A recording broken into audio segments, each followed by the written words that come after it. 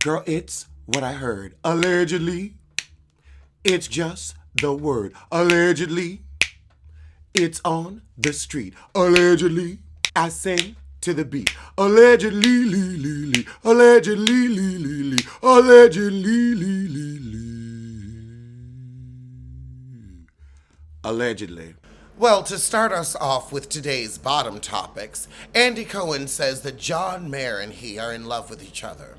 Well, you know how two feces will cling to each other as they're flushed down the toilet? That's them. So I'm not surprised that like attracts like, or rather, unlikable attracts dysfunctional. And to me, Andy seems like the type of gay man that would always chase after the unwashed buttock of a heterosexual. Lord, he'd probably give Rob Dixon some if he offered. And speaking of old cracks, fans freak out as Sonia Morgan says she's home in New York City while Ultimate Girls Trip New York Legacy films. She probably went home because she got to pay some mortgage on that house. I mean, you know she's been in debt ever since she's been on the show. Bravo has been keeping her afloat for years, and every time it seems like her ship comes in, it's leaking. Shout out to Dorothy Zbornak.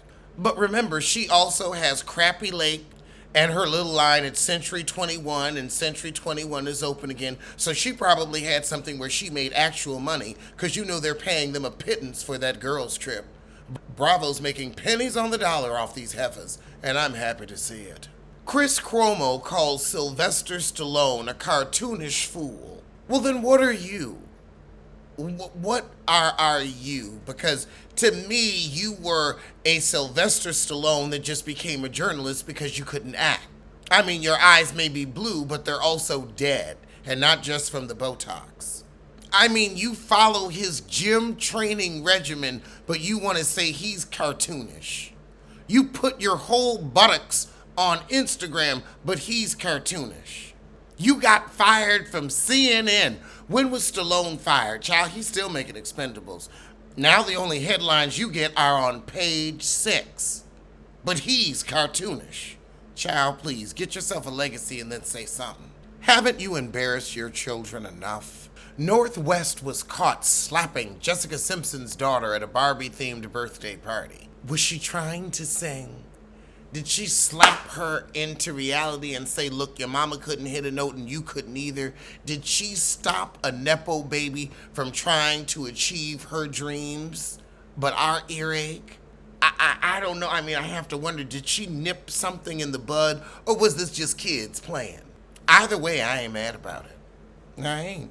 However, in headline news, Meghan Markle and Prince Harry have been dumped by Spotify after landing their $20 million deal.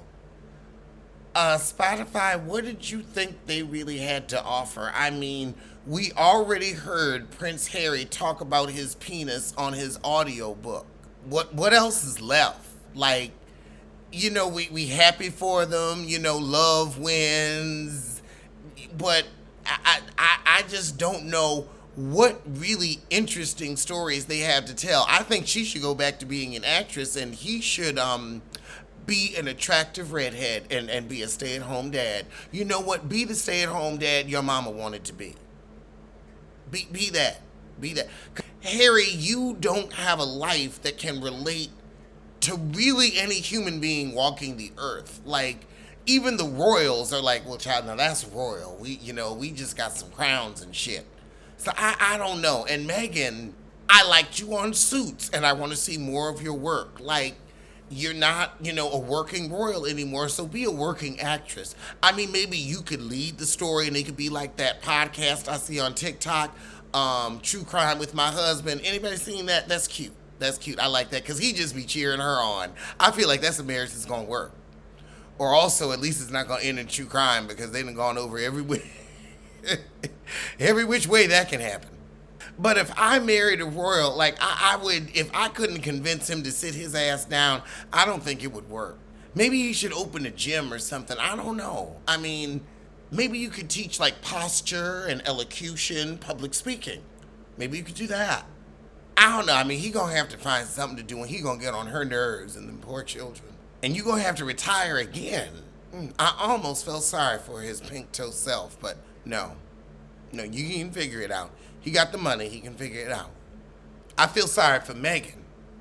That's what I feel sorry for. 'Cause, ooh, you think you just, getting married. It's like, okay, at least they got some money. And then it's like, we moving. That's why I'll never live that close to my in-laws.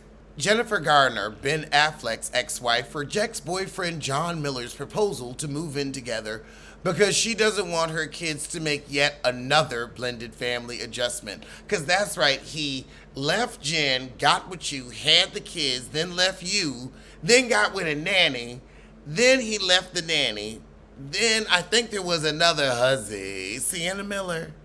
I don't know, Sienna Miller would be sleeping with everybody's husband. If I had a man, Sienna Miller would have slept with him. But check your man. Check your man. Sienna Miller might have got up in there. She might have. She's like a fungus, just goes everywhere. She is the female version of Future with other women's husbands.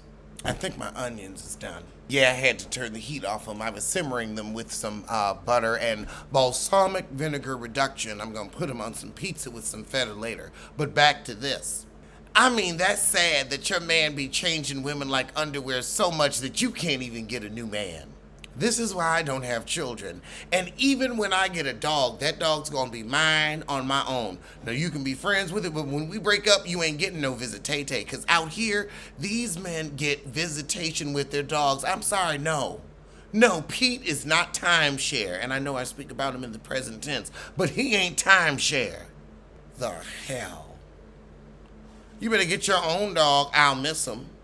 And in estranged spouse news, Kevin Costner is accusing his estranged wife of siphoning $95,000 from his bank accounts behind his back.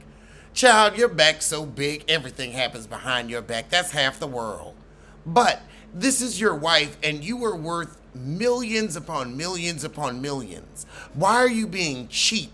See, this is why she's leaving you. Bitching and moaning about $95,000, I'd slap you blind. I'd slap you blind. See, that's why she left you. Because you're cheap, you're old, and you're worthless. And now we have the medical technology where coots like you don't drop dead of aneurysms and heart attacks like they used to. Now they be reviving your ass. Now you be living through the strokes and shit. It ain't worth it. Make your own. Whining about $95,000. You better shut up and pay. You got Yellowstone money. You got bodyguard money. And you will always pay her. Pay. And shut up about it. She let you cheat in peace. We didn't hear shit until you started bitching about the coin. Well, those were today's hot topics from this bottom. And ladies, if you have a coot over 55, I don't want to tell you to put him in the ground, but in the great words of Vera Donovan, an accident, Dolores, can be an unhappy woman's best friend. Because I'm telling you one thing, Kevin Costner's wife should have pushed his ass over one of them damn mountains while he was filming than have him bitch and moan about 95,000. That's as bad as Cecil Whitmore with Kids Force. And I hope Simone slaps his ass every night for it. Alleged what? Alleged who? Allegedly, allegedly. Don't blame, don't sue. Allegedly, allegedly, allegedly.